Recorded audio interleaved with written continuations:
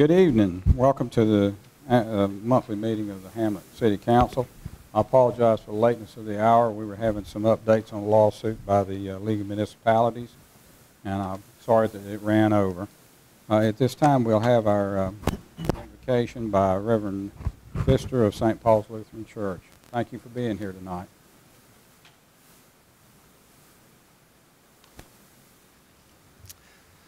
Let us pray.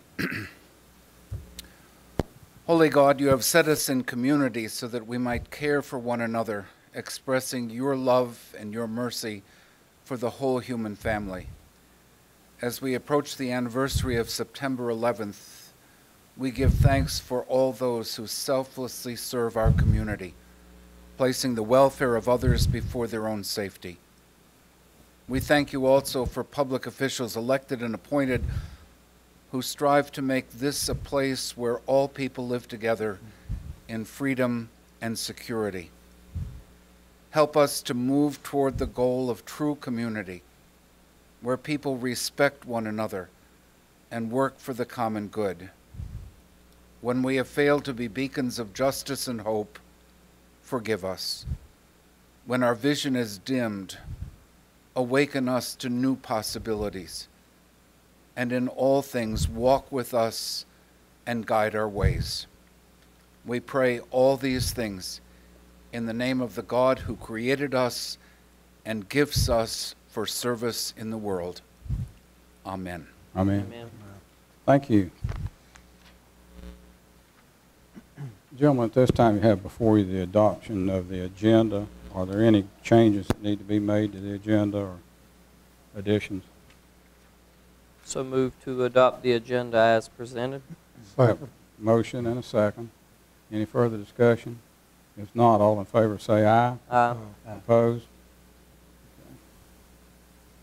You also have before you the minutes from the August 11th, 2015 regular and closed session minutes. What are your wishes on that at this time? So move to adopt the closed session minutes. Got a motion and a second. Is there any discussion, changes? Yes, Mayor, I'll abstain from voting. I wasn't here at all. Sir? I'll abstain from voting. I wasn't at that meeting. Okay. But I've read them for review and understand.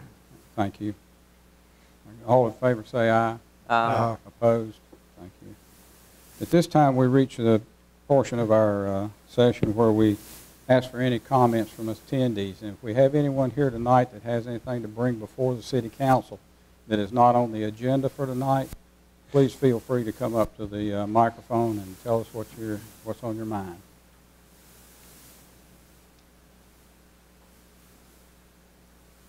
Okay, if not, we will close comments from attendees. At this time, we'll have a recognition of city personnel. I believe that's Chief Waters.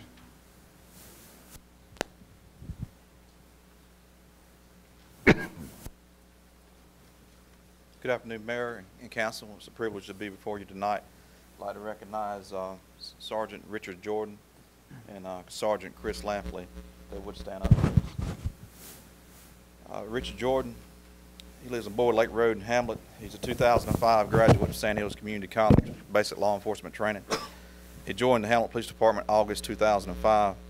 He was assigned to night shift as a patrolman. In 2008, he was promoted to sergeant on night shift. And in 2009, he was assigned day shift as a day shift sergeant.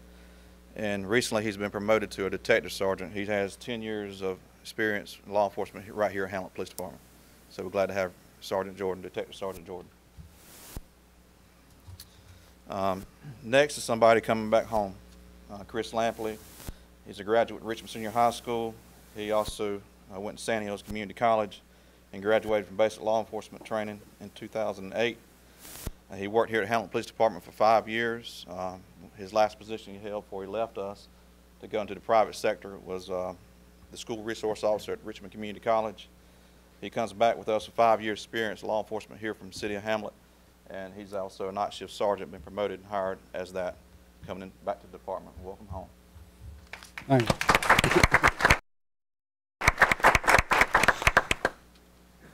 We thank you all for your service to us. Thank you, Sergeant, for coming back. Good luck to you, Richard, on on your endeavors as a detective. So, thank you. Moving along to old business, gentlemen, on item number 7, amendments to the swimming pool ordinance, enclosure number 1.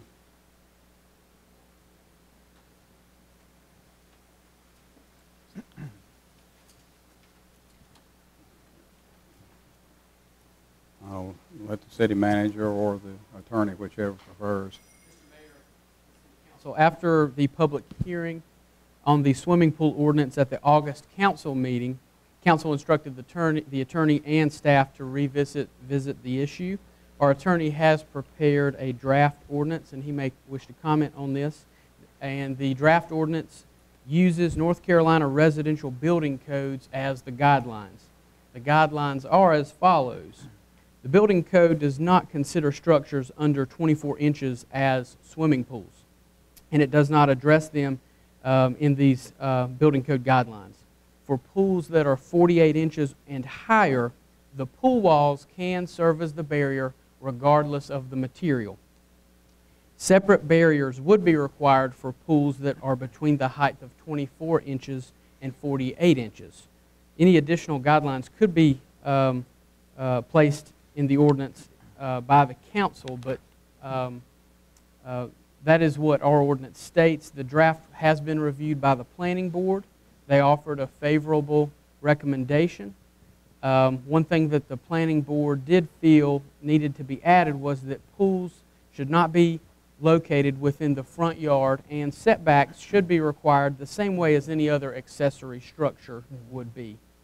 Again, the draft of the ordinance has been updated to reflect the planning board's suggestions. If you have any further questions, I'd like to call on Ms. Gail Strickland or our attorney for further elaboration and clarification. Okay. And if I could just very briefly, our manager is giving you a good update or summary of what the proposed ordinance does. The reason I suggested that we switch to the building code was I think we could have slightly different standards under zoning and building code, but as I was looking at the building code language, it was very close to the issues that you all raised at the last meeting. And so it seemed that it would be easier both for staff and for citizens if they only had one set of standards that they had to follow. And since it was very close to what you all were looking for, I thought that made sense. And then we added back the language that the planning board wanted to see, because those are purely zoning matters, you know, where it's located and that sort of thing. So that made a lot of sense too. And a hot tub is not regulated? It is, sir. Let me pull up the, what happens is we repealed the definition of spas from our zoning ordinance, but by incorporating the building code language, I'm pulling it up right now, sir. It is included as it's regulated just like any other pool. It was on that first slide you had up, Marcus. Was it? Yep. And so you look and it says hot tub, see swimming pool, and then swimming pool is any swimming pool which is not an indoor pool. So if it meets, you know, the wall standards and all, then it has the same regulations.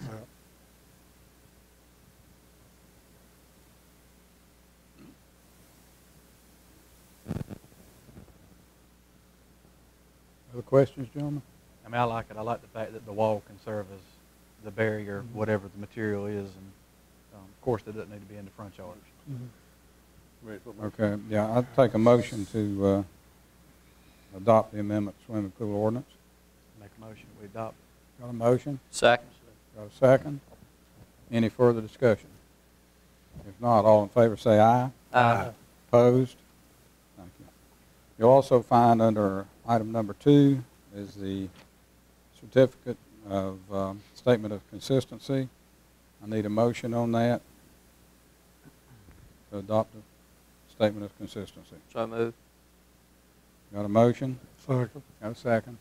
All in favor say aye. Aye. Opposed? Thank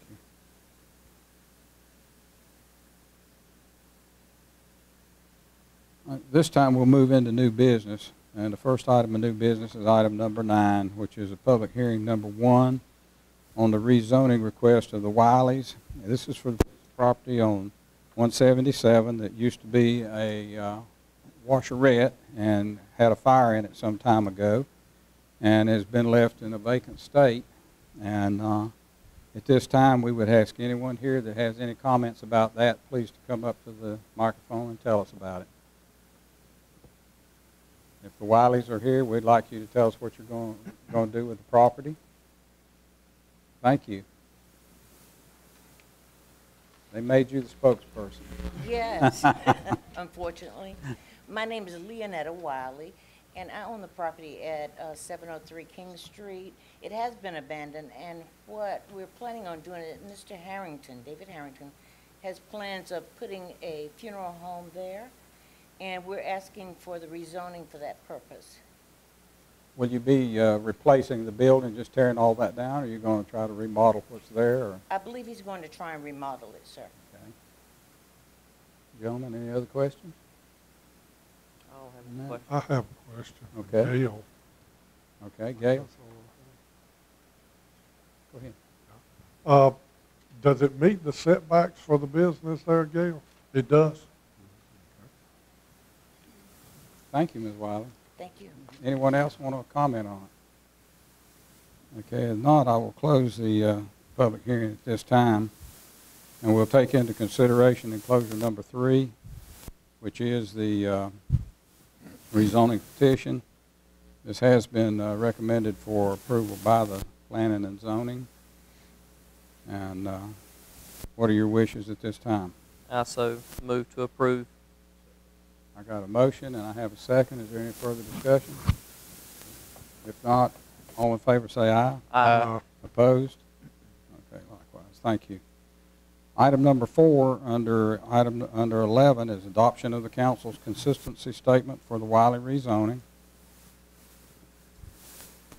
Make a motion we accept the statement. I have a motion to accept it A second.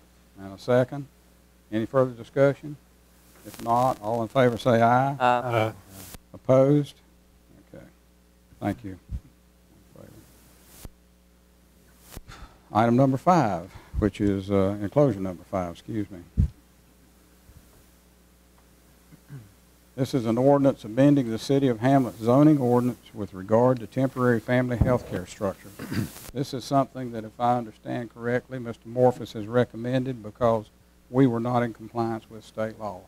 Mr. Morphus. Did you want to speak, Mr. Manager? I was just going to say that's correct. What happened was the law recently changed. Yeah. So we're updating our ordinance just to Meet the law. meet the new requirements of this new newly changed law. Go ahead. That's TC. all I was going to say is that it's not so much that we were not in compliance, we just needed to update our zoning ordinance to reflect the statute. And just very quickly, all this is, sometimes it's called a granny pod. It is if you have a family member with a physical or mental disability and they need to live on your property, you can, for that period, have an accessory dwelling, and there are size restrictions, and it's permitted of right. The city can't prohibit that, and under our ordinance, the person has to get a permit that gets renewed every year, which gives us an opportunity to check in and say, does a person, you still have this person that needs this accommodation? Because if they don't, then they got to get rid of the unit. And really, there's not a lot of wiggle room. All the language in here is set by state statute. The only exception is the amount that you want to charge for the fee. We set, our proposal is $100 for the initial fee and then $50 for each year that you renew the fee, and that's the maximum amount that's allowed by statute, which you could allow a smaller amount or none at all. This is basically for disabled. Right. So if you had an elderly relative, or I think if you had a relative who had a mental disability as well, that would apply. The fee they're paying for, the $100 fee or whatever it's set at, that's what's it costing the city? Well, what the statute does is it actually says you can charge $100, up to $100 for the initial fee. Then each year that they renew the fee, you can charge up to $50. So, But there's no cost to the city. Once they, of course, when they come in and file a fee, there's nothing we have to do other than just. no, this is a approve permit. it It's a or- zoning compliance permit issued by staff. Okay. I guess a couple of questions I had on it. is, it cannot exceed 600 square feet, correct? 300. That's right. Pardon? What I'm looking at says 300. Let me. Oh, I'm looking at page 2 of the actual ordinance. That's Yeah. what I was looking at. Let me Temporary pull that. family health care structure has no more than 300 gross square feet and We got it, complies with yeah. applicable provisions. If you look under temporary family health care, then you go over to E. E on 4, on the first top of the page there. But that says the detached accessory Okay. dwelling. There's two different numbers in there. Well, let me pull up the statute. If you want, we can come back to that later in One the for the detached meeting. and one for attached. Well, I can pull up the statute because clearly there's a typo in there No, somewhere. it doesn't, Thank you, counsel, for catching that. Oh, yes, ma'am.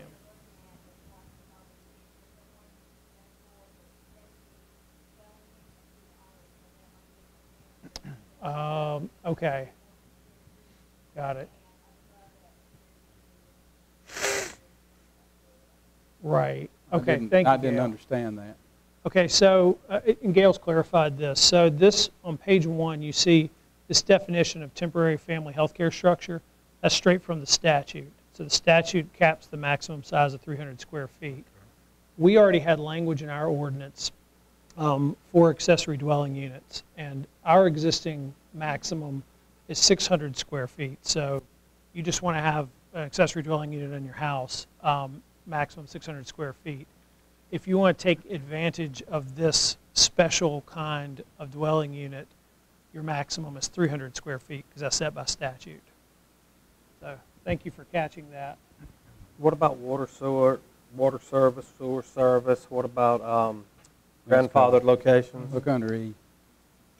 Got to have an approved sewage disposal connection to the system, Must meet all setbacks. That's erect at right. least 10 feet from principal You building. have to otherwise comply with the zoning, with our zoning ordinance and with building code. The only thing this does is it says that cities can't zone the use out, and B, you have to affirmatively allow it as a permitted of right. And what about grandfather or people already doing it? Well, so if you had an existing dwelling unit that, suppose it's been there for years, is there before zoning, it's a lawful non-conforming use, and it doesn't really have anything to do with this. This would be if somebody comes in, and again, I'm going to use an example. Suppose you have an elderly relative you're going to start taking care of.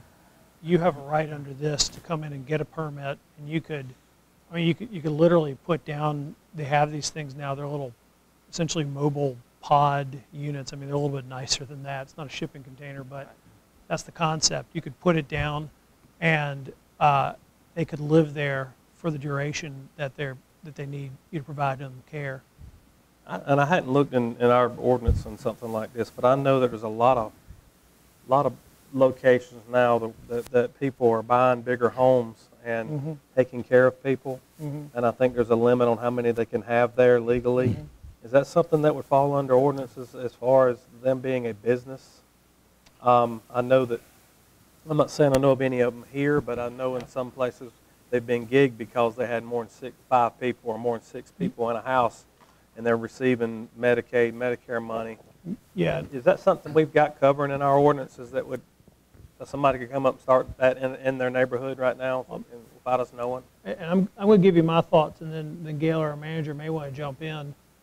That is an issue that gets complicated very quickly. It doesn't really have anything to do with this, because this is dealing with, I'm looking at the definition again, a transportable residential structure, et cetera, et cetera. But the lawfulness of a group home, it's got both state and federal regulations. There's a state law that says you can't ban group homes from residential zoning jurisdiction. Now, suppose you take a single family home and you start essentially operating it for profit. At that point, it really depends on what you're doing. If you took a single family home and you were operating a group home that, and state statutes actually call it a family care home, and you're operating that, you may need to get a new zoning permit, but you probably have a right to that. Right. If you're doing something more like, renting rooms or something, and it's more like a hotel, you've probably got a zoning problem. It's becoming a big issue. A lot of people are doing this. I'm here in town, holding 5, taking care of 5, not 5 family members, 5 different people that need care. And there's some specific statutory language about that, and we can look in our ordinance, and if that issue came up, then we'd look at that. This is really, you get one of these transportable structures. Yep. It's for the specific care need for a family member.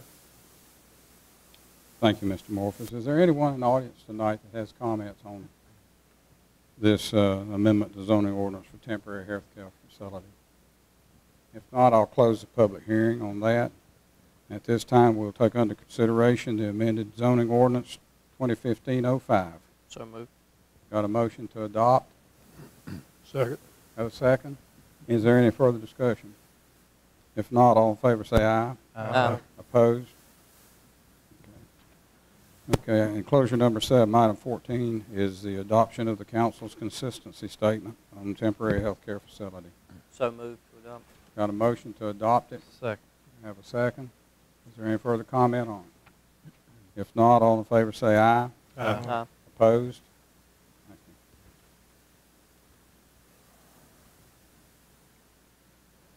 you. At this time, item number 15, which is enclosure number 8, has to deals with ordinance pertaining to zoning protest petitions and abstentions by city council members. After reading it over, I do understand it, and I understand that it's going to help us out quite a bit on a lot of the things we do here about the abstentions and such. And I'll let Mr. Morphus or the manager, either one, to go ahead and explain what this says. Go ahead, TC. Okay, thank you, sir.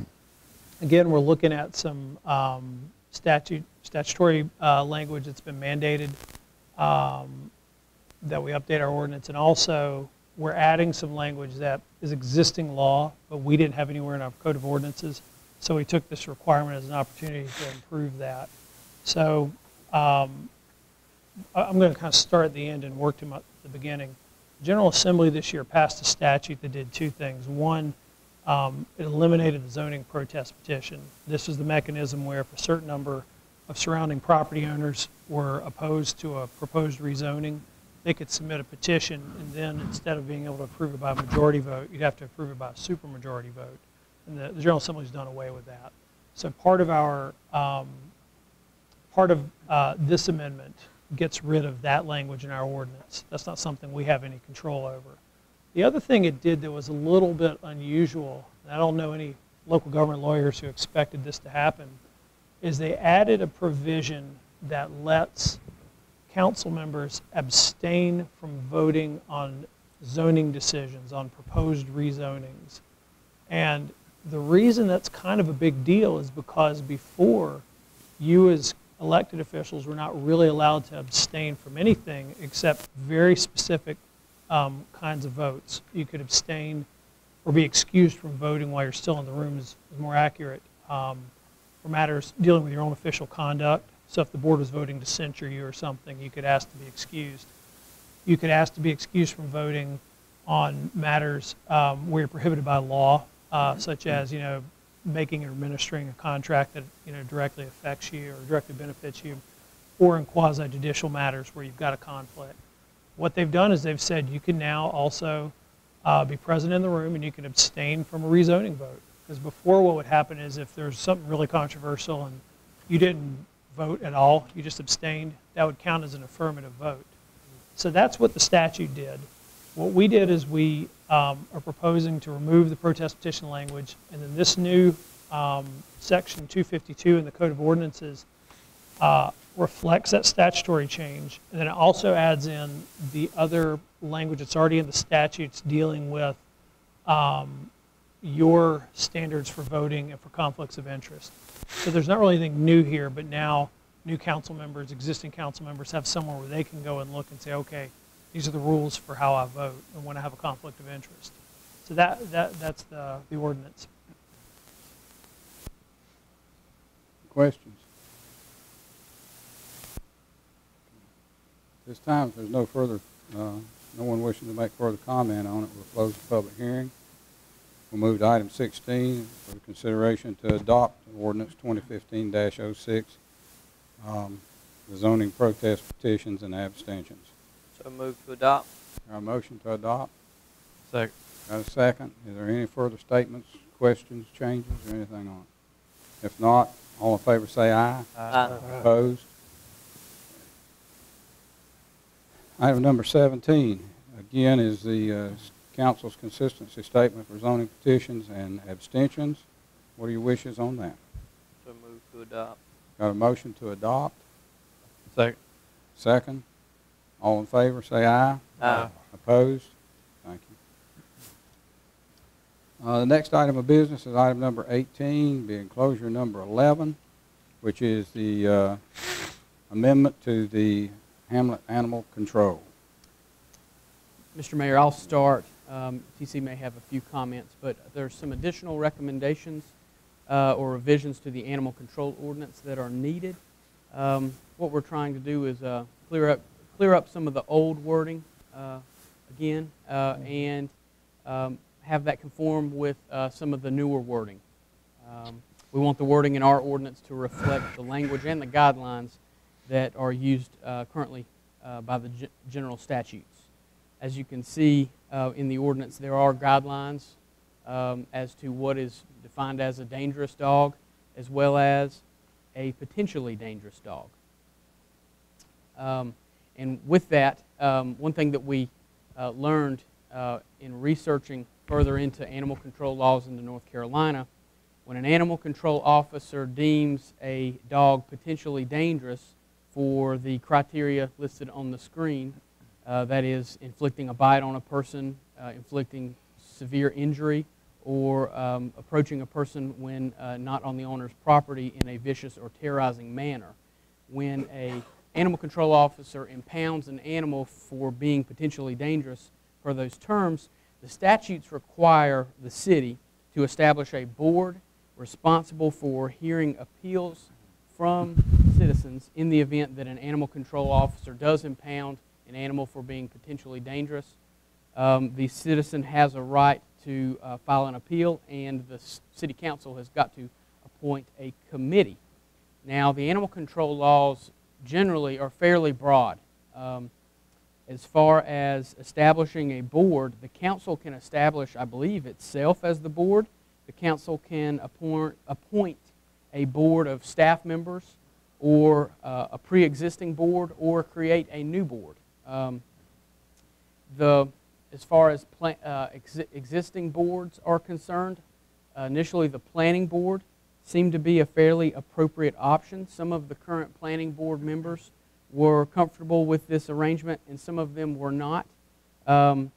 These appeals will occur infrequently, and for efficiency purposes, the city needs to respond fairly quickly. So I recommend that you establish a board made up of staff. My recommendation is the city manager and the police chief. If you would like to appoint an additional representative from your ranks or from the community, that can be done as well. It just needs to be someone that is available, because I believe the citizen has 5 days or so to appeal in writing, and when an animal has been impounded to the shelter, we need to be able to respond and hold that appeal committee hearing very quickly, just out of respect for the citizen and the animal. PC, did you have any comments? That pretty well covers it. The only thing I did want to add is that this language about dangerous dog is set by statute, so we really don't have any control over that. And that replaces the older term vicious dog. And as our manager said, you all can decide who's going to be on the review board. I like the idea of the manager and the police chief because of the factor. And also I think it would take some politics out. That way you all don't get accused of being for or against whatever. I mean, it's essentially a staff level decision. The statutes say that there's no size limitation, but I think that maybe professors at the School of Government, or it's recommended or required that there are at least 2. Yep. More than a board must consist of more than one person. Right. And so I would say if you want to do anything, either go with the manager's recommendation of the manager and police chief, plus somebody if you want, or use an existing board like the planning board. I'd like a third. I mean, my opinion, I'd like a third person. I would like for it to be a female. I'm sorry? I said I'd like for the chief and the manager is fine, but I'd like to put a female in there. Because, I mean, what if you have a female that comes to petition them, and then she feels like, she feels bad because she's sitting here in front of the police chief and the manager.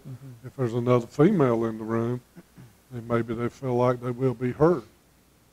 And one way to do that, Mr. Cluis, is you could just open up applications for, a citizen to be on the animal review board, just like any other citizen advisory board. Could we have a board that is in conjunction with Rockingham and the county, and just have like one board? You could, but we haven't had any discussions with the county or Rockingham about that. Who's going to take care of these dogs while they're impounded? They're at the shelter during this time. Do we have a dedicated spot that will take these dogs after hours? Has that been worked out? The shelter by county ordinance must take any animal that's brought to the shelter, whether 3 in it's the a morning, municipality or a person. 3 in the morning on a Friday night? Yep, Somebody's got to come out? They have after-hours cages, several of them. That has been the issue in the past, and that those cages are full of out-of-county dogs, people bringing them over here and putting them in our shelter. We need to have a key to a cage that's locked, and when we take an animal over there, we lock it in there, and then, of course, they'll have the key to get it out. That's been an issue in the past. Yeah, they gave us keys to get in the gate itself, and they've got cages that's inside their locked gate. So it's not the That's for law drop-off cages Yeah, it's law outside. enforcement So only. They No, have it's the a key. ones outside that are for, Yeah, he either sent that in Citizens. the email, or he told us at the last meeting that was Yeah. taken care of. because that was an issue that I had last time. That was in, I think, in the notes as well. And if we ever Move had y'all those, around. if we ever had those challenges at the animal shelter, we could always purchase an inexpensive temporary. I don't think you want to get in the business of doing that. That's just, I mean, overnight until the next business Mhm. day or something. But you don't want to get in the business of housing people's animals, at No. the shelter. especially if they might have a disease or distemper, rabies, mange, anything like that. And our guys going to be brought up to snuff on training these animals, not training them, but apprehending or catching or trapping these animals and how to do it. We have to do that. We posted in-house. There's 4 people interested in coming in working extra for it. That's the path we've been going down. We have reached out to someone that is on city staff that used to do the job, that's willing to train our officers, and we have been told by the sheriff department that they're welcome to come ride with them. But that's as far as we've gone on the training, and we got to Right. quickly get the training in mode. It was put up last week when we found out we've been given a date to see how many people in-house was interested. And I have 4 day shift officers who are interested in working extra duty, so to, per se, Now, to do it until we can get to where, however we need to go with it. Remind me, is this brought about because of vicious animals, or has it been brought about mainly because of dogs running loose? And are we going to address both, or just vicious animals? I believe that our ordinance addresses both. Running at large. Yeah, Right, I understand that, but Well- we've had dog bites recently, too. Yeah, and then the other ordinance it did, responsibility of owners is, it should be under that ordinance, that, that person that you're talking about, I researched that and found out if we charge leash law, that's fine, but they're not gonna get any restitution for the medical. And talking with the district attorney's office, so we did the other, part of our ordinance, responsibility of owners, would ensure that the medical be took care of as well as, the leash law violation. So They these are, charge with both. You gotta write both. these penalties right here that we've got in place, is that going to be enough to cover? I mean, you're going to call out officers to come do this, correct? And probably pay them overtime or comp time, and a minimum call out or whatever. I mean, are these fines enough? The initial fine. I mean, I can see the second offense would probably be, but that first one is probably not enough, especially if you've got more than one officer out here trying to corral a dog.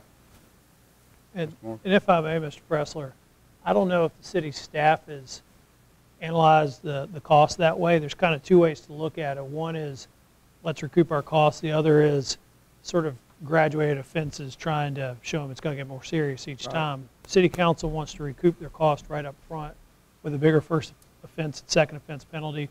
You all could certainly do that. And will this be a criminal citation, or will it be some type of just fine from the town? It depends. There are criminal citations that can be attached to the dangerous dog provisions. And 2 ordinances. Yeah. That's right. So I think whether our police officers are going to be writing citations, that we could, but I don't know if you all would every time. That's the only way you're going to get anybody's attention, is to make them go to court and answer to it and pay court costs, which is over $200 now in addition to that That's all $50. we currently have been writing. We never did any civil.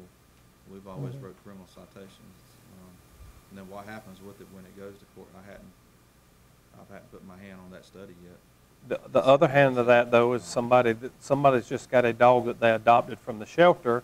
Are they going to go get that dog knowing they've got a $200 something bill to, in court case? They might leave that dog there. Next thing you know, it's a casualty. I mean, I can't get into that plight there, but something that we've got to take in mind. I mean, if we're going to be consistent in charging these people, let's be consistent. Make sure everybody either gets the $50 fine or if they get a summons or a criminal or a citation. Y'all can work that out. I mean, the wording's in here to allow you to do it. I mean, it's in there. You said the zoning board, some of them felt like they did like it, some felt like they did not, correct? Yes, sir. Some of the zoning board, some of the current Members. planning board members Okay. were comfortable with the arrangement, and some had some concerns. Was any of the females on the planning board comfortable with it? Yes, sir. Okay, maybe we need to reach out to them to see if they would like to be on that board. And then that way, instead of doing an application process, check with them, see if they would be willing. They need to be available too. Yeah, about be any time, available. Yeah. I mean, that's my recommendation, because I feel like we need to have a female there also. It's good. Good point. Any other recommendations on this, gentleman? Okay, this will, next month then, we'll bring this up. Yes, sir. And, Table it. If you want us to reconsider the schedule of fees for fines, we can reach out to other agencies and see what they charge. Well, Marcus, I'm not asking you to necessarily do just that. I would just how you're going to address enforcement and make it consistent. Whether it's going to be civil through whatever we can do here through the town, which they won't pay, most likely they'll ignore us, or we're going to make them go before a court and a judge and make them pay there. And then that way they could get restitution out of them from the shelter for taking care of that dog for however long. That's what they're going to do, isn't it? That's what you're going to do, right? Yeah, but we need to see what the outcome is going in court. If what the case is dismissed, then you won't have no. You can't If you control did the that. civil side, you're not going to get I don't there. know. And I don't know what's been going on the previous cases that we've had. What, I don't know did no you way say, what, did you talk to Rockingham about what they do in these cases? I don't think we did that. Why don't you ask them about it and see? So at least we'll know. I think they're right citations, but we'll check with them and see. It's just court costs has gotten crazy. If they or the county, either one's indicting them, and find out what the court's doing with them. And while you're looking into this, I don't have a problem with allowing Marcus and the police chief, but at some level, that just transparency there just doesn't. I mean, it's a police department action, and then you're having the police chief rule. No offense to you or to Marcus, but if you rule in favor, you're going to be criticized, and if you don't, you're going to be criticized. You don't need to be on it. So I personally don't want to see the police chief or the city manager in that situation. That's just me, personally, that's just me. I agree. I mean, I don't think that would be, I don't think you would want to be on there. Because more likely than not, that next day, somebody's going to be sitting in your office before there's ever a meeting that's occurred. And I just think that's, some things you got to pass the transparency test. Mr. Morphus? I don't really. And I was just going to say to that, Mr. McQueen, if that's the consensus of the board, you can create a new committee. I mean, 2 members, 3 members, something like that. And I think staff's only concern is we want to make sure that folks who get appointed are able to be responsive when one of these appeals comes Why up. don't we have just advertise for the board and get people sign up for it? The bad thing is that dog is going to be held up and having to pay storage That's right. fees until this Well, that's what board I say, can it's pick a done. date to get together. That's Yeah, the but bad thing. We got another month now before we're even going to approve this. Now, we You do might have need to 10 start people and then pick the first after 3 to show 15th up. Yeah, after the 15th of September, they're not going to pick, we got to start picking them up, right? I mean, the fact is, none of us here know what's going to happen with this. We're taking a proactive step to try to solve a problem that's been a problem for years, that the county has helped us with graciously for the past couple of years, and now it's time for us to step up and do something. Somebody's got to be able to come in tomorrow. If my dog got picked up today and I say, you know, I need an approval on this tomorrow, somebody got to show up. Yeah. I mean, I don't have a problem per se if it's That's employees, on- because you're going to need to get a hold of these folks.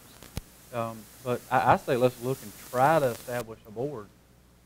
And, you know, like Pat said, maybe get 5 or 6 people and you know, have it where Get you them have all to, there at one time. if you though. have to operate. No, you don't get all of them. First Three. three or Three at a No, time. but I three mean, that come.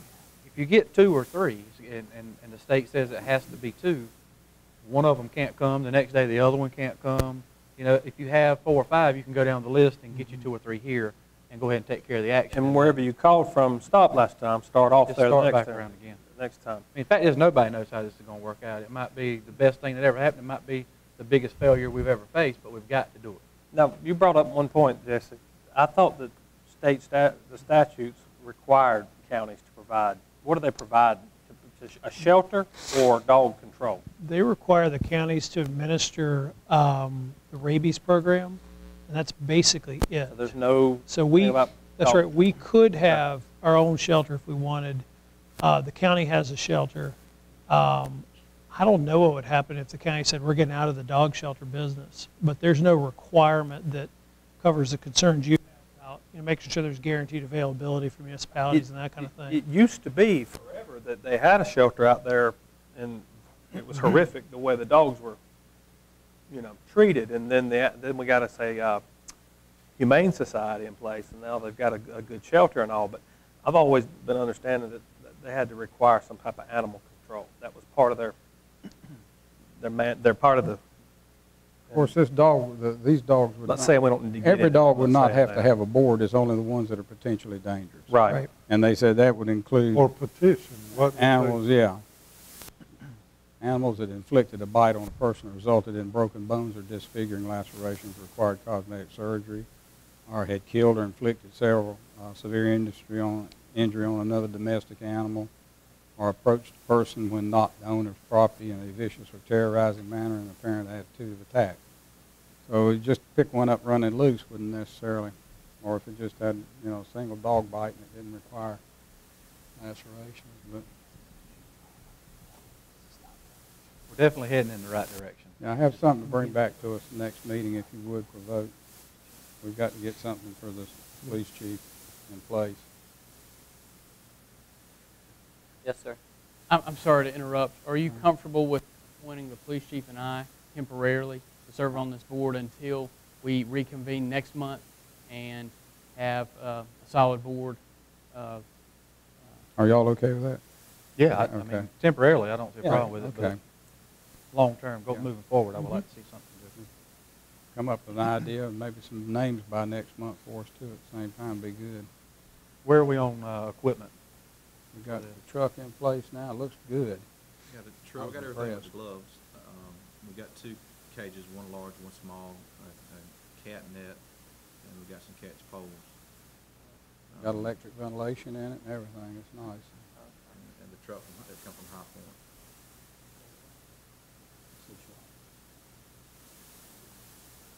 Okay, thank y'all. Next item is for the police chief, discussion of the take-home car policy. I believe some of you had asked him to bring back some information to you, and hopefully he has got what you need. It's under item closure number 12. Mr. Mayor, I'm sorry to Yes. interrupt you, sir. I think we know the direction of the board, but I don't think you actually voted on the No. proposed amendment. No, we're not. It's not on here to be voted on. Okay. It's got Well, to have a public hearing, a vote, and a statement of consistency. because we've already had the public hearing. And so the concern is that we have the September 15th deadline. That's before our next council meeting. Yes, sir. So let me. I don't have a statement of consistency for it. Well, it's not a zoning ordinance, sir. Sir? It's in our. Oh, It's not a it's zoning ordinance. It's in our Oh, code of okay. ordinances, so we don't have to even have a public hearing. We don't Okay. have to have a consistency statement. And what we do want to do is get the review board and the dangerous dog language established with the understanding that the final board makeup is still up in the air, and y'all are going to talk about it next month. Yeah, I make a motion to accept. All right, so I got a motion to accept the ordinance as it's written at this time. I'll second that. And I have a second. Do I have any further discussion? If not, all in favor say aye. Aye. Opposed? Okay, thank you. Thank you. That take care of that? Yes, sir. Okay. Kind of threw me a curve there, I'm sorry. Okay, this time, Chief, discussion of the take-home policy, it's enclosure number 12. Yes, sir. We made a memo, to the mayor and city council. The Hamlet Police Department would like to request that you consider the extension of our take-home car program for the Hamlet Police Department shift officers. The city currently allows administrative and detective staff who lives within 5 miles of city limits to use take-home vehicles. The intent of the new program is threefold. The first is to increase the physical presence of marked police vehicles and our sworn police officers within our community. The second is to provide a quicker response of off-duty officers during recall for emergency police incidents. And third would be reduce the long-term costs to the city in vehicle maintenance and replacement of vehicles. In the background, we researched several sources. This program has shown to be one of the most successful programs in many police departments across the country. Research has shown that many departments have realized considerable cost savings through this program, with the replacement cycle of marked vehicles being extended from the average of 3 years prior to this program to 7 to 8 years. Research has shown that vehicle maintenance reports support the notion that assigned take-home vehicles result in less annual maintenance costs than of pooled shared vehicles. We have learned that vehicles remaining unused for varied periods of time result in higher maintenance costs. Other municipalities have researched this and created similar programs.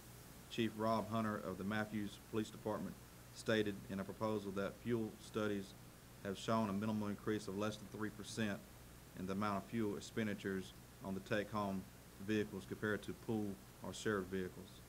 The financial impact we feel will be a limited impact. This would not require any additional purchases of vehicles, as our current fleet will support this assignment.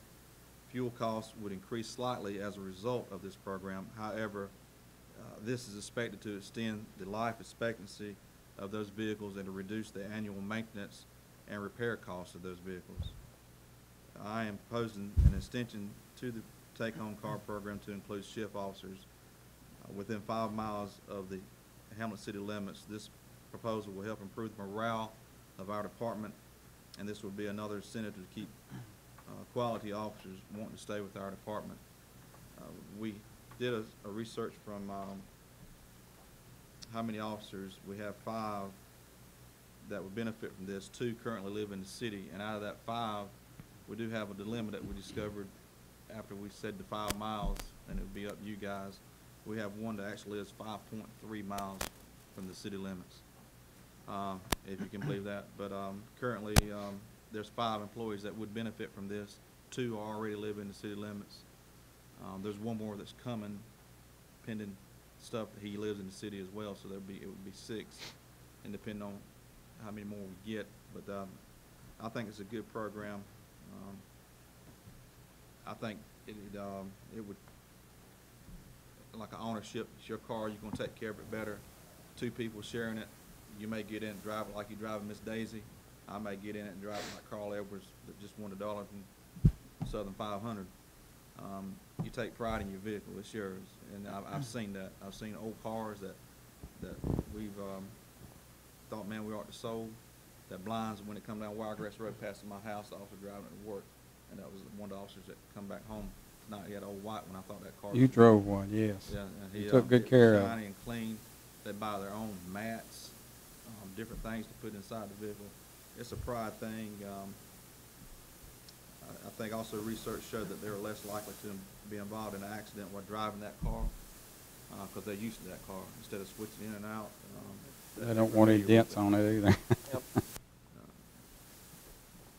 That's happy to try to answer any questions that I can. We had. I think what you put together here looks really good. You put a lot of effort into it, a lot of information.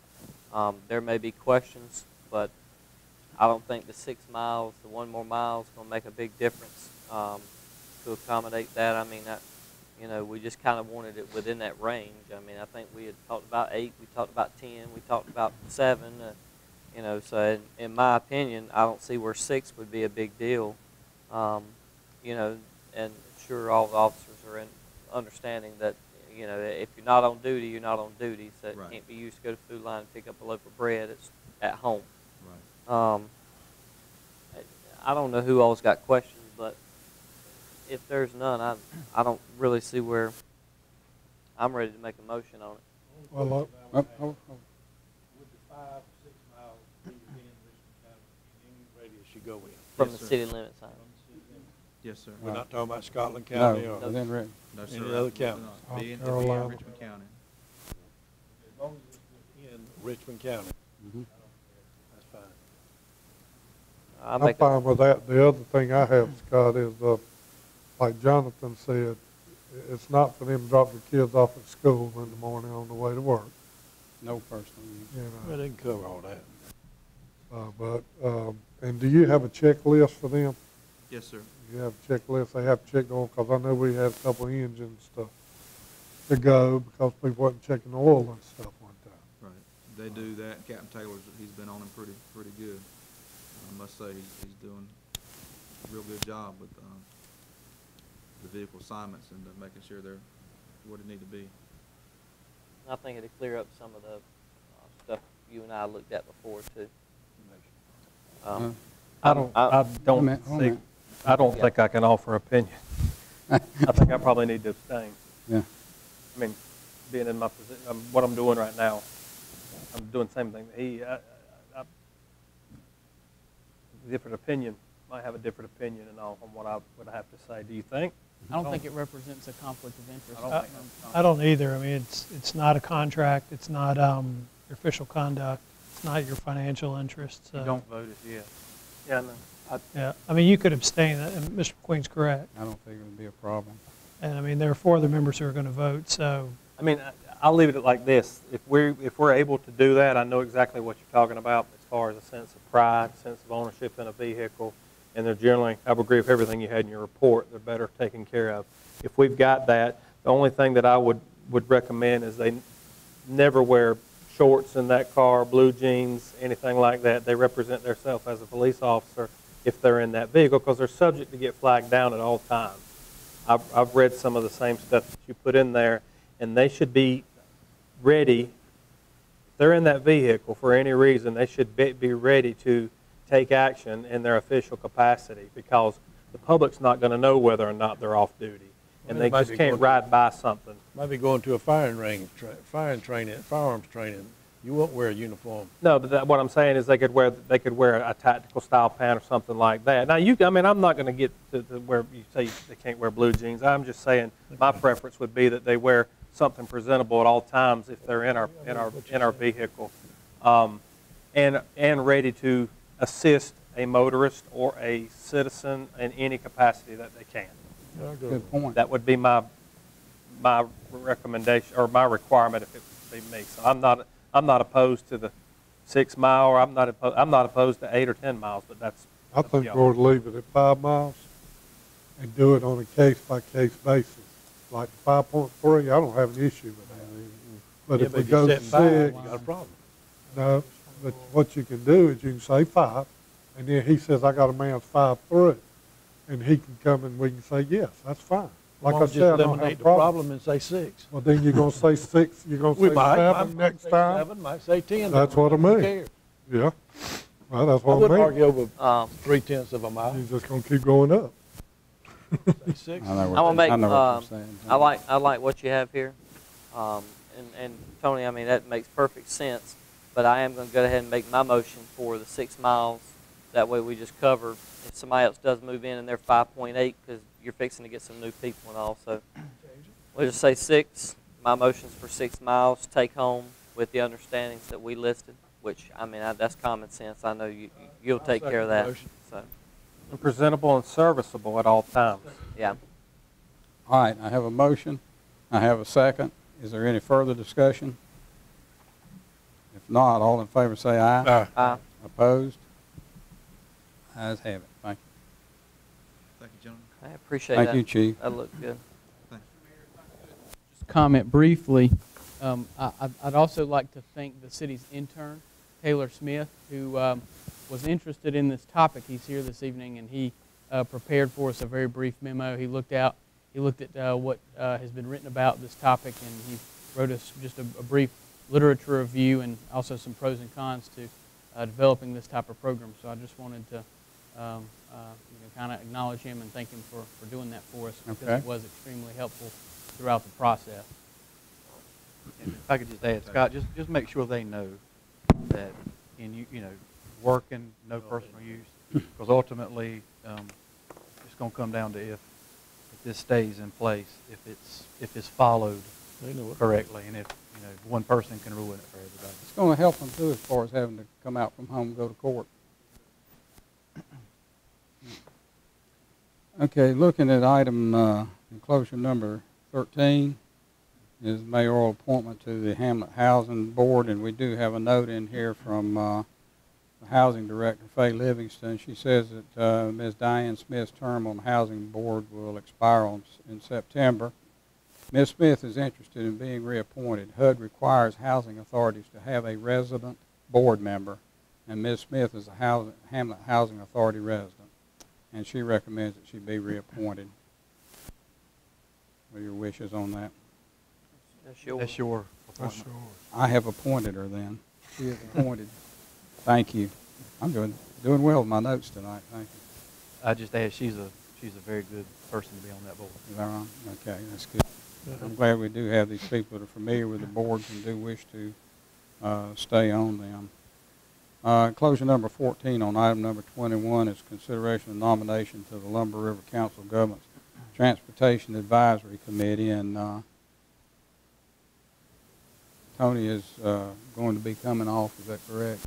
Well, I resigned my position. He's resigned his position, and we should recommend somebody to replace him on that advisory committee, and whoever we recommend will have to go to that board, and the board will have to vote on it. And I recommend Jonathan Bowie. I nominate Bill Bayless.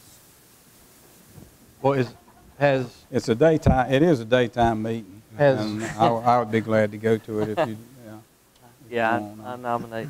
Tony, have you stepped off now, or are you going to stay on it until? Well, I've stepped off, but the process is, and I think Marcus, if you noticed in his report, they're going to have the meeting here, and all the cities, what it is, it's a municipality representative for the county.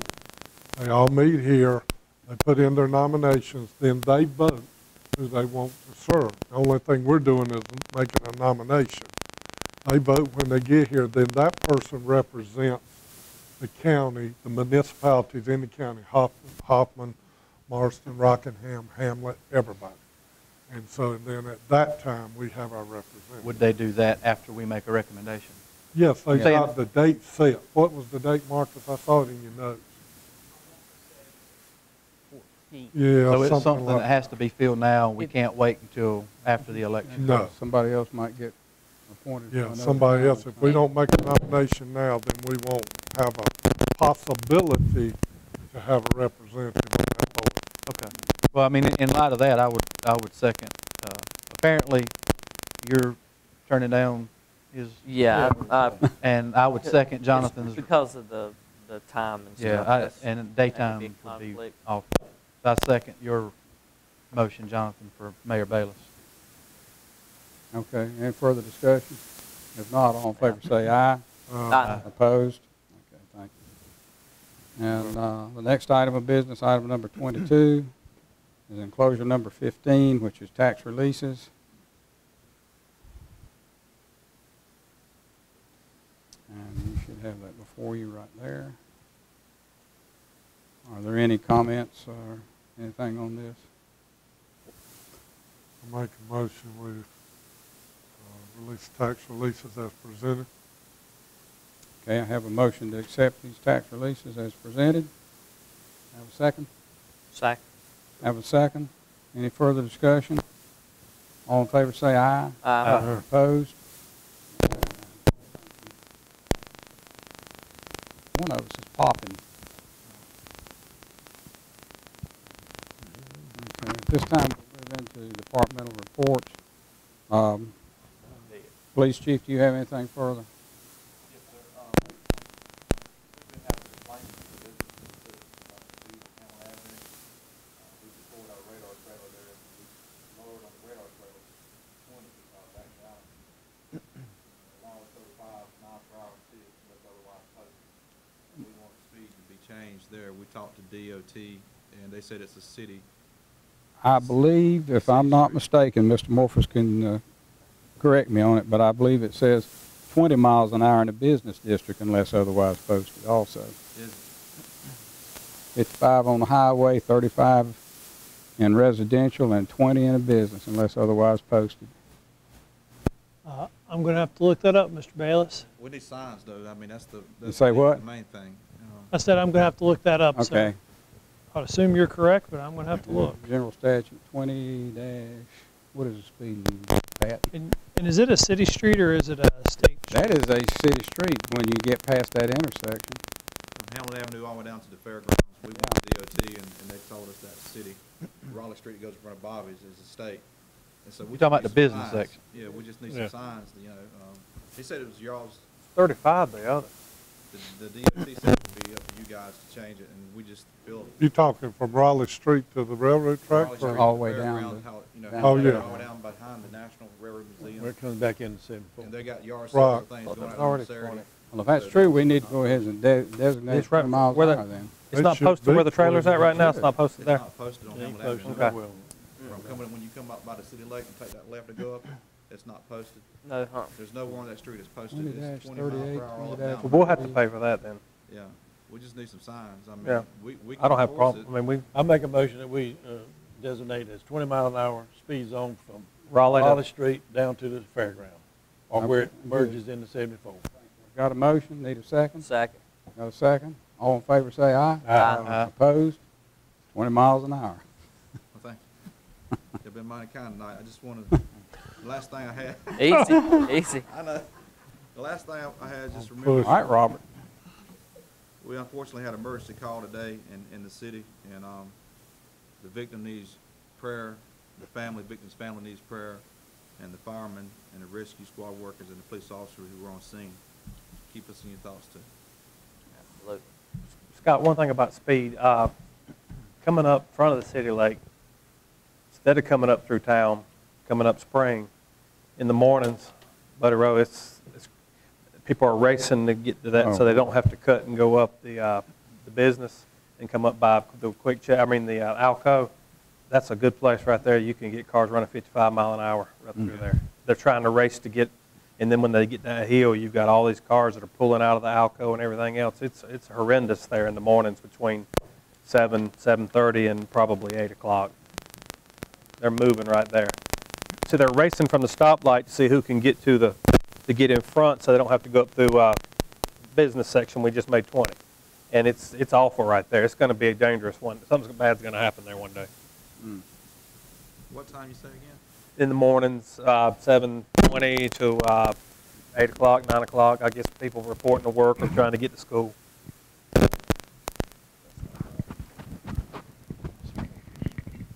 Is all you had, Chief? Yes, sir. Okay.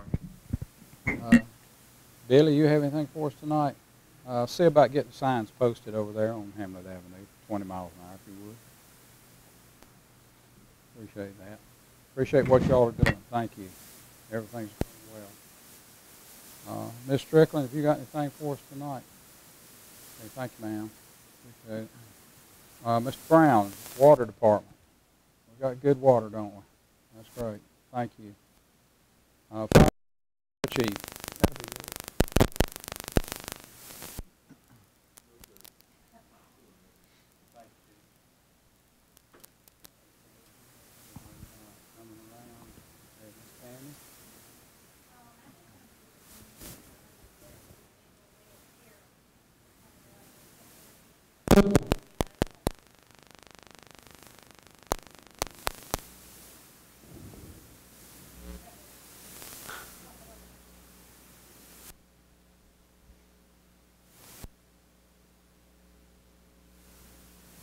Tammy, you say you didn't have your mic on?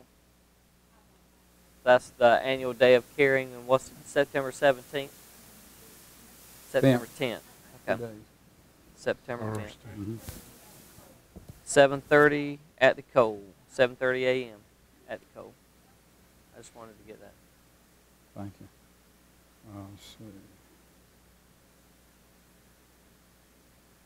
see. Jill, you got anything for us tonight? Okay. Thank you. Mr. Morphus, do you have anything for us? Other than that, okay. Mr. Abernathy. I just want to thank staff for their unwavering dedication to city services. In present time, the needs of our citizens are changing every day, and we're evolving the best we can to meet those needs. Also wanted to just state a friendly reminder that the Richmond County Agricultural Fair will be from October 6th through the 10th.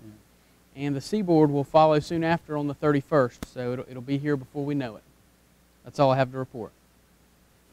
Any questions for the city manager? I got a couple. Okay.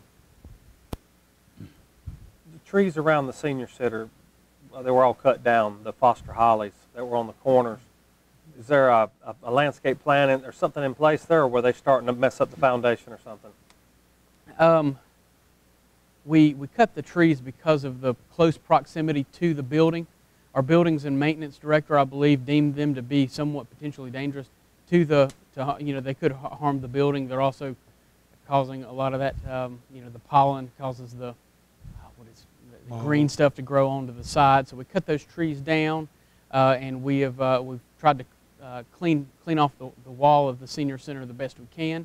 We have a really unique opportunity that we're pursuing. We're collaborating with the school system. The Richmond County Senior High School has multiple horticulture classes, and the horticulture 2 students that we learned are required to complete an outside service learning experience.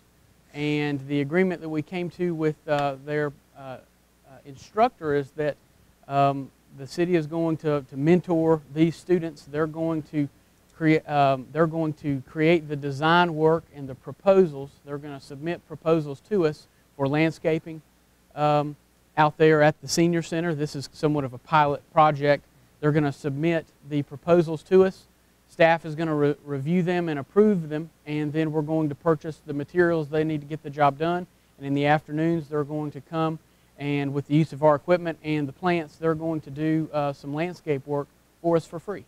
And it's going to benefit horticulture 2 students at the high school in the community, and it's really going to be a huge benefit to the city. And we're really excited to get in this collaborative program, and I really want to commend our Public Works Director for spearheading that, and in conjunction with our senior center. Okay, I was just curious. No complaints. I was just wondering. They were all gone one day. On our main thoroughfares, I know that's state maintained, such as 177 north to south, 74 north to south, but particularly coming into Hamlet there by the bread place. But what really sticks out is the corner there where Fiesta Brava used to be. You know, the grass and the weeds there across from our monument there, not monument, but our honorary board for our football players or athletes from here. Stuff like that looks awful, and I know if we wait on the state, and they'll do it here when fall comes. We went all summer with it looking like that. Now fall, at some point they're probably going to fix it. But if there's any way our guys can just walk up and down those both sides of a weed eater and knock that stuff down, that's the first thing that, those kind of things is what people notice when they come into town. And, we talk about this. This has been brought up a bunch of times, not with you, but it's been brought up, and we have to go out and do it. And then they'll show up a week or 2 later. I don't know if you've all taken up all, I think now on 74 going out of town. I think they got the last batch here recently. I mean, like within the last week or 2. All because they didn't want to do maintenance on them anymore. And I thought they were nice coming into town with the crepe myrtles on both sides of the, or in the median.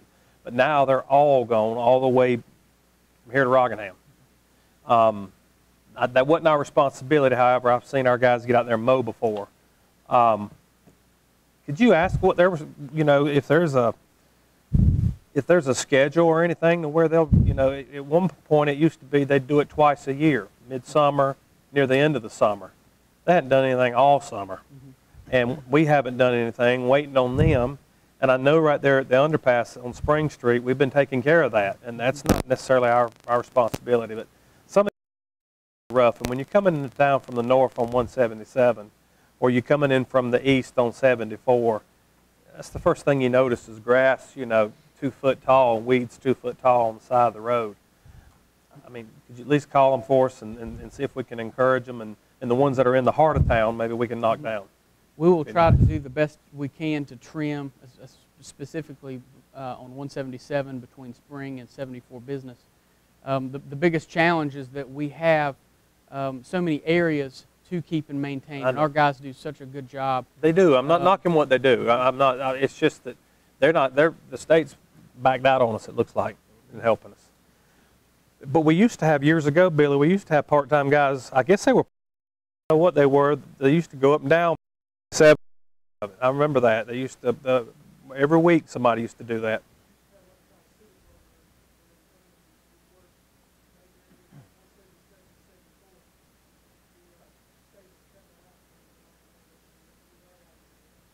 And the last thing, Spring Street looks good. There's still some dogwoods that are completely dead going up and down through there. And I noticed that one house that's caught on fire is being torn down. Is that because of us, or are they doing it on their own, Gail, or do you know? The one that's caught on fire, the gray one. Mm-hmm.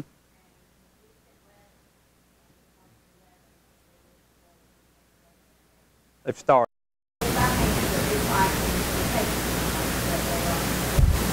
There is an effort. Okay. Okay.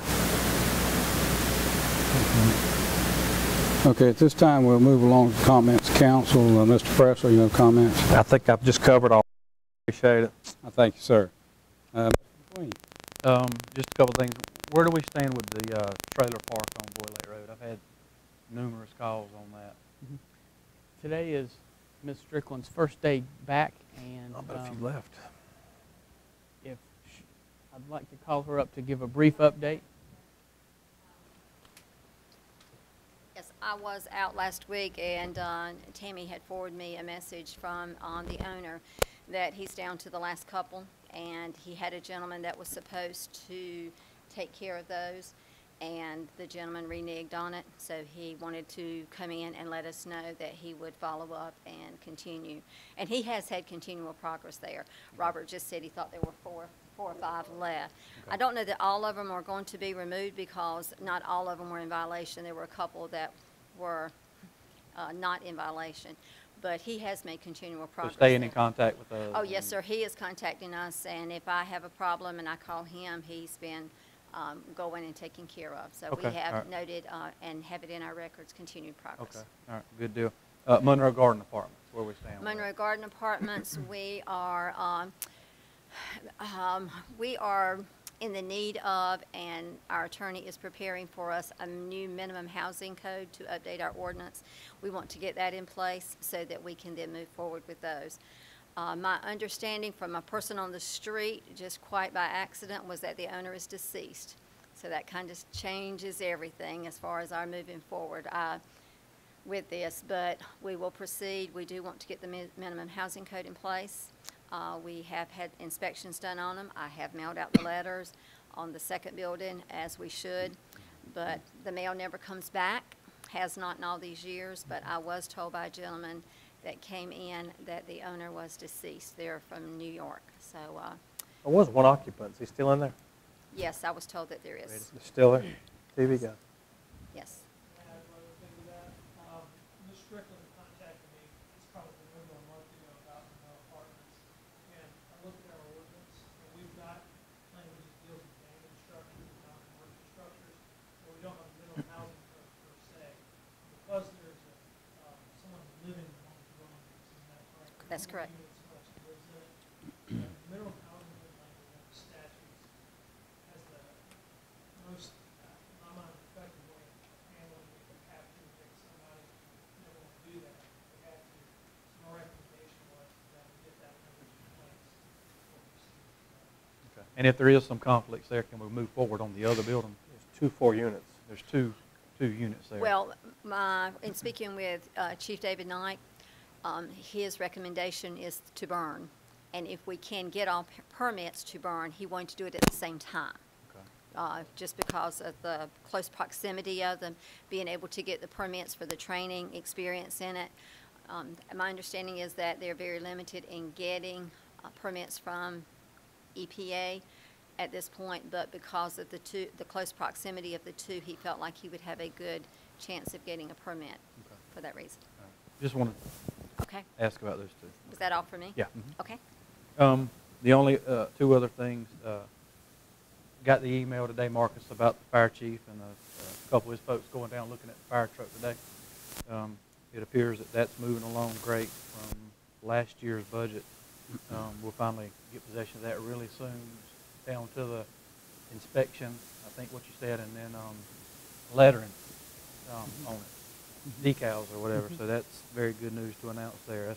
That's coming along. And then also, excellent job, Billy and Marcus, with the horticulture club. Once we finish with them there, let's see if we can't get them in some other places. Been visiting a lot of different places over the past few months, and most downtown areas have some form of tree, shrubbery, something, not anything huge or big or anything that's going to be a problem, but I mean, if you go to any town around, their downtown has some type of trees, and I think we're missing out on that, and I would like to see that move forward, and it appears that could be a venue there. So, other than that, I don't have anything else. Thank you. Mr. Lewis.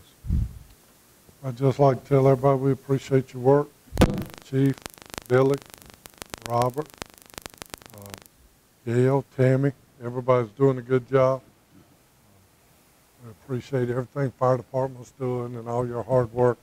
I got the text message today about the situation you're in, and that's tough. That's tough. I can only imagine what you saw and what you went through. We will remember you, and we appreciate all that you do. That's all I have, Mayor. Thank you, Mr. Lewis. Mr. Martin? I wanted to ask Gail before she sat down, but she got down too quick. How about this house in the middle of the trailer park? Where are we at on that old house that's in the middle of that trailer park on Bull Lake Road? That's the one that we did have an inspection done on that one as well. For a long time, we could not find any heirs to the property. When it was brought up several months back here at the council meeting, and it was in the paper, we got a couple phone calls that, yes, there were some heirs. So we moved forward with having the inspection done. Was able to get up with the executor of the estate, even though he has no responsibility in it. I was able to speak with him. He did provide me with some documents from the estate. So there were 3 heirs listed. I spoke with one of the heirs. We've sent out letters as speaking with Mr. Morphus and following his guidelines. We did mail out letters as we do for all properties. We then received no response whatsoever. Gave them a deadline for them to give us a written plan of demolition or repair. Did not receive. So now it is awaiting for the fines to begin and it's sometime this month, their deadline for the fines to begin. So it has been treated just like any other structure now that we have some heirs to the property. Okay? Yeah, all right, Jonathan, do you need me before I sit down? Thank you. You have answered it all. Thank you. One other, I've had several people to ask me about the fish feeding program that they were doing out at the city lake that they do not do anymore. Is that because they just quit, or do we not do it anymore? Or? I think Mr. Brown could probably answer that. You know anything about it? I never was part of it other than they brought food up to us at one point in time. Was that wildlife? They put the food and the fish in. They did both, and it was a grant thing, I believe, there for a while. The state was doing it. Either earlier this last month, put fish back. Yeah, so this past week, they put 1,200 catfish out of the couple of problems that we ran into in the past was that the geese knew when what time the feeders were going to come on, and also some of the fishermen were doing the same thing, and so they altered the time on them a couple of times, but the geese knew real well So what they time. don't do it by design, in other words. Yeah. It's a foregone. It did for about 5 years, Eddie. It went for about 5 years, it was an I agreement. knew it was going for a while, Yeah. but by design, it's cut out, right? Yes, sir. That's all I care about, just so we know, I know what to tell them. It's a foregone program we don't do anymore. Got anything else? Mr. Martin, anything else? No. That's all. Mr. Bowie? Speaking of Robert Brown, Marcus and I went on a tour around to the city lake, and I appreciate you taking the time to do that. And we've got to schedule the appointment now to go see E.G. because we didn't make it out there with him. But it looks really nice out there. You guys keep that up well. And, so anyway, and also on Front Street last month, we had a lot going on. There's no excuses for this, but we bypassed some people we should have thanked. If you have taken notice to the bushes on Front Street that have been trimmed out to spell out the word Hamlet, that was done by David Lindsay, Oscar Sellers, David McCall, and Robin Wise. Those guys took the time to go down there and do that. If you've not seen it, I recommend doing it. There was some pictures put on Facebook as well. And it probably would be nice to have some type of aerial view and a picture taken and put up here at City Hall somewhere if we could have that done. We've got a truck to do that with, Marcus, so I think if we could, Marcus, we could get somebody down there with our lift, our truck, and get a picture of that with Front Street and the bushes and all. I think that would look good in a photo to add maybe to our website, to put, in here on the wall somewhere or outside.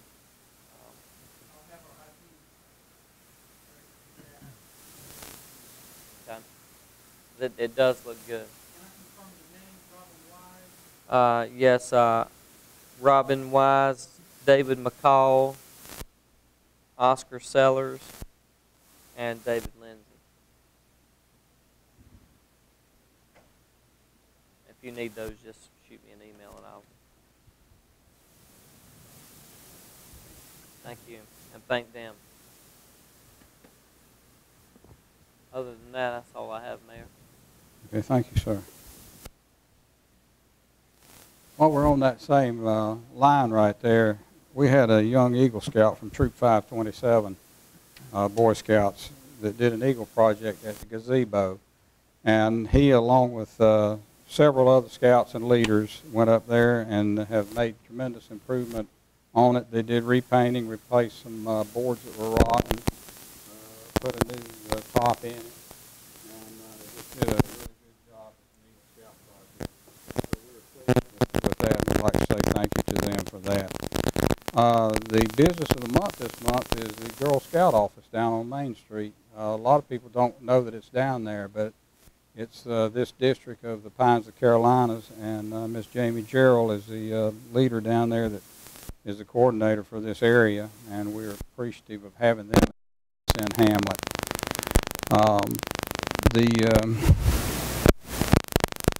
Other thing, of course, is what Mr. Wolfer said, excuse me, but Mr. Abernathy said, is we're going to have the annual agricultural fair for Richmond County. It will be October the 6th through the 10th. Unfortunately, this year, due to the bird flu epidemic that's going around with the birds, we will not be able to have any kind of birds down there. We do have the booklets available now, a lot of entries in other areas, and we'd certainly like to see those. We have the booklets available, and there's also an explanation in there about the bird flu problem that we've got. So, we'd love to see everybody. We're going to have the same ride people there this year, 16 to 18 rides in different age groups.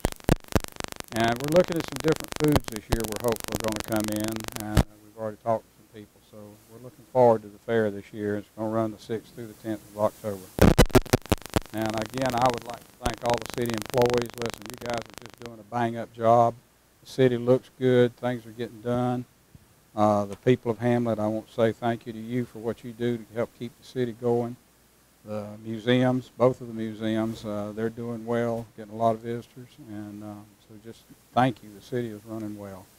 Thank you to the councilman, too. That's all I have right now. At this time, we do need to go back into a closed session under General Statute 143-318-11A, 3-5 for attorney-client privilege, and A6 for personnel issues. So thank you for being there tonight.